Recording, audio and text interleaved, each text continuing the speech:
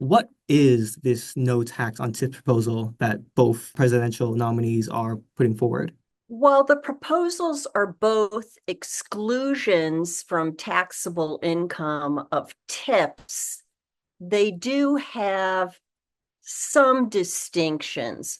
Although, admittedly, this is very early. We don't have any specific bills from either administration, but it appears that Vice President Harris's bill is excluding tips from taxable income, not from Social Security and Medicare taxes, not from payroll taxes, and I'll explain why that's important.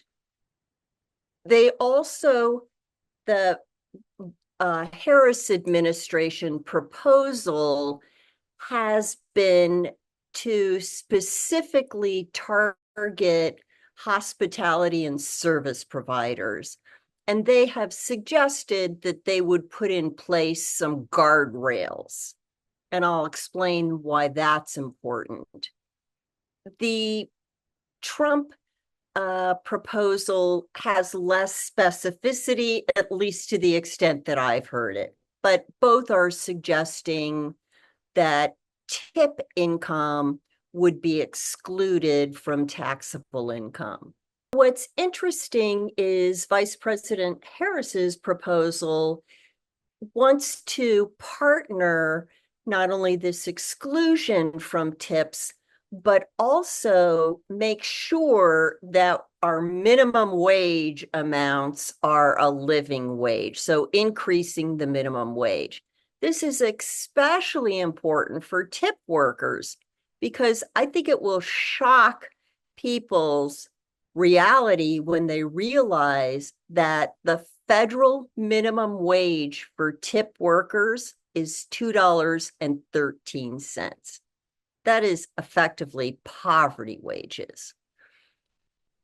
There's a separate federal minimum wage for other workers, and that's $7.25. Those are very dated numbers, and those need to be updated. And so Vice President Harris is focusing on those. The bottom line here is all workers should receive a living wage. Some of the concerns that tax policy folks like myself have is if you exclude tips from Social Security and payroll taxes, which one of the bills currently pending before Congress does, then when that person retires, their Social Security retirement benefit will be significantly less. That's not beneficial to these workers.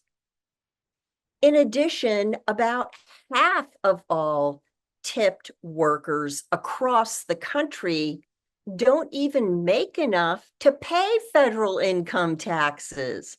So this won't help them. And lastly, there are some tax credits that are based upon your earned income. For example, the earned income tax credit. It looks at your earned income for lower income employees and it provides a credit to try to incentivize you to work.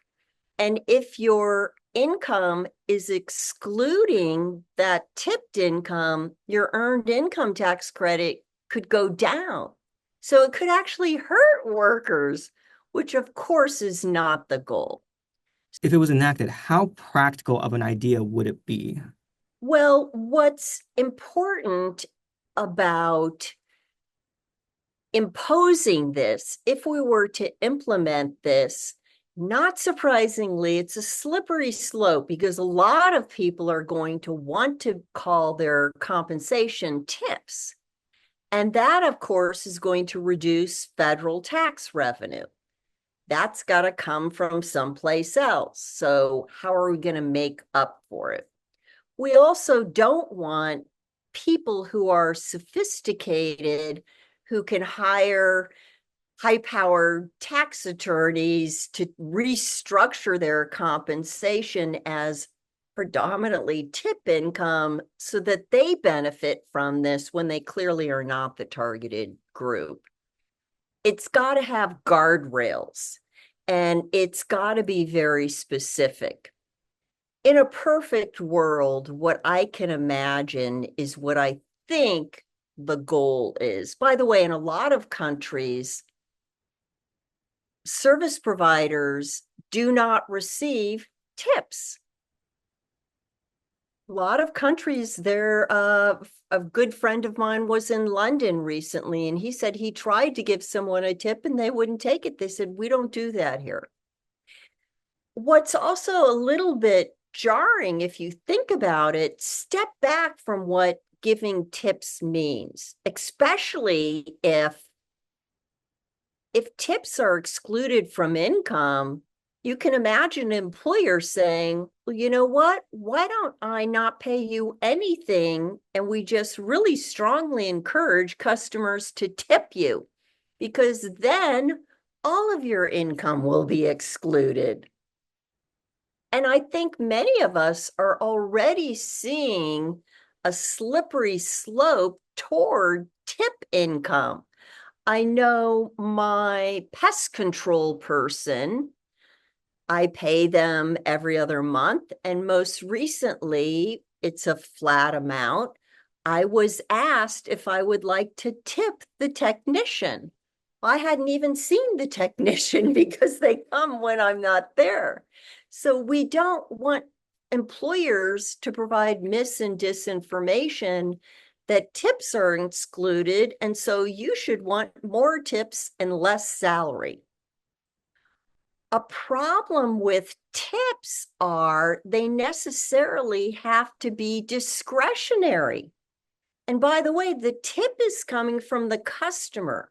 Shouldn't the employer pay their employee fair and living wage? Can you give an example of an active tax-related guardrail to kind of prevent some sort of similar legislation for being used for unintended purposes? Yeah, so a example of a guardrail might be that it could only be employees, perhaps, and I'm just pulling this out of my mind, maybe it would only be employees who are subject to an employer's tip compliance agreement. And so that would then only occur in an environment that truly is a tip environment versus, so I am a law professor at UNLV. I am paid a salary, and I can imagine that perhaps maybe if the state wants to reduce our salaries and suggest that, boy, if 20% of your salary is a tip, then you're not going to have to pay federal income taxes on it. So perhaps we should reduce your salary by that and just strongly encourage your students to give you tips. That would not really be consistent with the goal there. And you can imagine on its face, it seems preposterous. But in some environments, that's the sort of slippery slope we're moving into. I want employers to pay their employees a fair and livable wage. And that should be the goal. So I would expect if tips are excluded from gross income, we're going to see a higher percentage of people's income be characterized as tips. Indeed, I've heard some influencers on TikTok and wherever else the influencers are suggest that the monies they get are really tips.